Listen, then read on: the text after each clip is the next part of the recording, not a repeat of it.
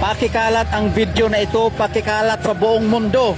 Dahil ito na, nakikita na natin ang isa sa mga video na magpapatunay, no, sa katotohanan na matagal na nating sinisigaw, ang hustisya na dapat manaig. So itong video na ito, kayo na po ang humusga, no, kung sino itong nilunod nila, kung sino itong pinagtulungan nila.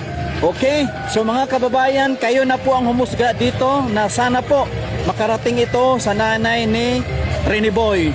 Kung ano ba ito, kailangan ito ma-verify.